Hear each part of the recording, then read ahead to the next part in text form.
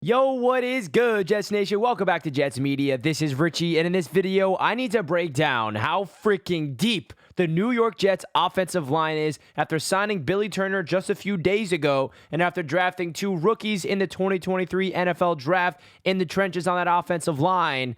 This offensive line is deep, and it's going to be really interesting to see how it really looks heading into training camp and who is the best five that the New York Jets are going to put out there in week number 1. So we're going to break down every single player on this offensive line, look at the depth chart, and go in details of each position and break down the players and why I'm really excited that the job that Joe Douglas has done to really revamp this offensive line and prepare for the worst, the injury bug, like we suffered last year. So before we hop into the video, I want to mention if you're new to the channel, make sure you hit that subscribe button and that thumbs up button if you enjoy this video, guys, and comment down below your thoughts of the New York Jets offensive line heading into the season. We all know that it's a big priority with Aaron Rodgers being here. He needs to be upright. He needs to be protected, and also need to see the open lanes for Breece Hall and Izzy Abanikanda and Carter and Bam Knight. So let's get right into it. So here is the New York Jets offensive line. Let's break it all down. Now, this is just my projected starters.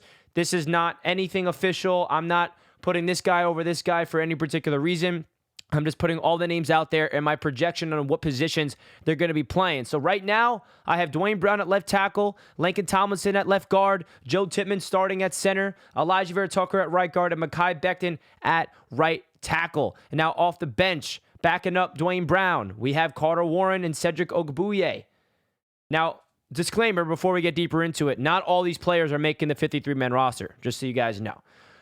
Schweitzer, who I think is going to be a big-time piece to the depth, because not only can he play left guard and right guard, he can also line up at center. So Schweitzer, he is a guard/center hybrid. We also have Chris Glaser on the Jets as well. Connor McGovern backing up Joe Tippmann, and they're going to be competing for that center spot, as well as Trystan, who is another player who can play guard and center, backing it all up. Adam Pankey still on the Jets roster. Now, right tackle is interesting. Mekhi Becton, Max Mitchell, and Billy Turner will all be competing for that right tackle spot. So let's break this whole thing down. Let's start off with the offensive tackle position. We have so many players at this offensive tackle spot that the Jets have to go out there and just compete. Who's going to be the starting at left tackle? Who's going to be starting at right tackle? Who's going to be the swing tackle? A lot of competition heading into training camp, and that's a really good sign. So starting off with Duane Brown, the seasoned veteran, we know what to expect from Duane Brown. He's a warrior. He played through a shoulder injury last year.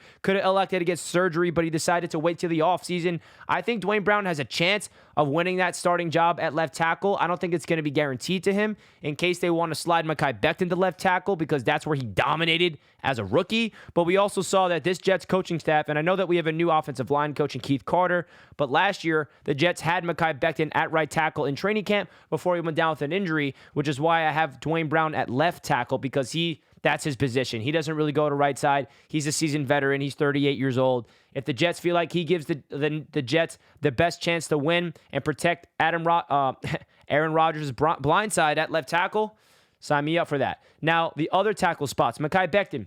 We saw that we did not pick up his fifth-year option, so he's going to play with a chip on his shoulder this year. He slimmed down. He looks like a guy that's going to get at there and just dominate, because the only thing that's been holding back Mekhi Becton throughout his career has been his availability. And if he gets on the field, I think he's going to play at the top of his game, because we saw what he did as a rookie. So Mekhi Becton, he's probably the biggest X factor of this offensive line for me, because if he's healthy, the offensive line's on another level. He really, really is. It's that simple. Now, the other guys behind Duane Brown and Mekhi Becton, Carter Warren, the 4th-round rookie, we got him from Pitt. He is a really good pass-protecting offensive tackle, and he's coming off an injury from his knee, a meniscus tear. So we'll see how he is going into training camp. More of a developmental piece, but if his name is called, I think that he can plug in and play at a high level, similarly to Max Mitchell, who we also drafted in the 4th round in last year's draft class, and he looked really good, and his season got cut short, unfortunately, with blood clots. But not only do we have the two young bucks of Max Mitchell and Carter Warren,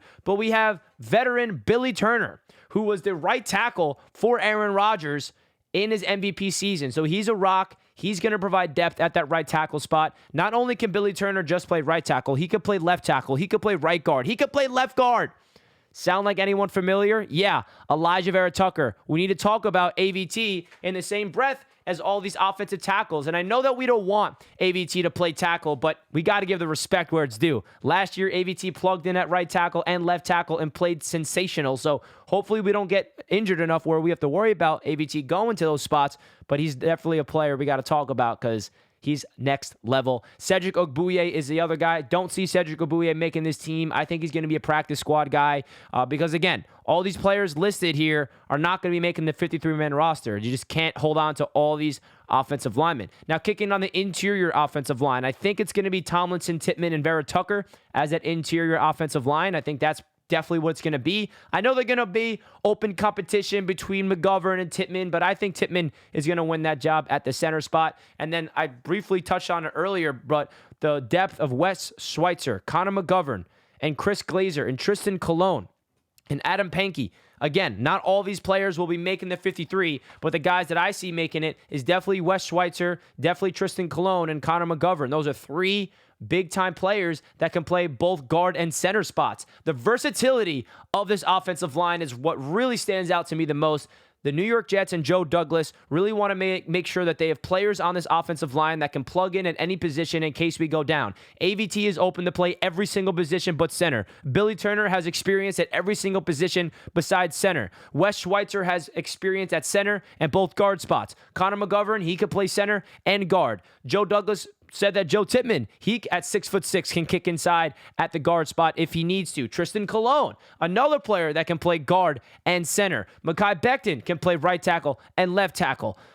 I mean, the versatility here on this Jets offensive line is what stands out to me the most, and the depth is important. Now, I think that this is going to be the best five that the Jets are going to put out there in Duane Brown, Tomlinson, Tippmann, Vera-tucker, and Becton. But if you guys think there's going to be a different five out there that the New York Jets are going to roll with in week number 1, let me know down below in the comments. Do you think maybe Mekhi is going to win at left tackle and then at right tackle, even Billy Turner, maybe Max Mitchell, Carter Warren? I don't know.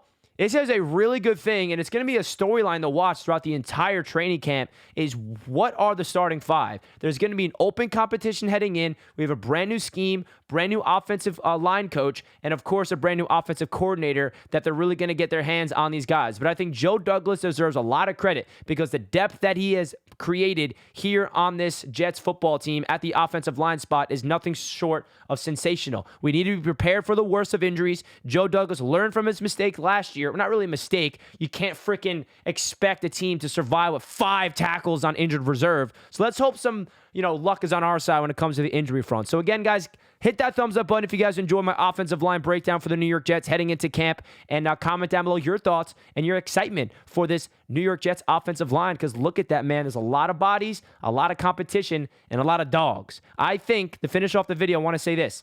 If the Jets can stay healthy at offensive line, they have potential to be a great top-tier offensive line in the NFL. But if they start getting banged up and start getting injured, I still think they have a chance to not be great like I just said, but they can still be serviceable, still be a good quality offensive line to help them win football games. And that's really the difference of this Jets offensive line from last year and the year before that is the depth. So let's freaking go. I'm excited to see what happens in camp, and I'll catch you guys in my next video.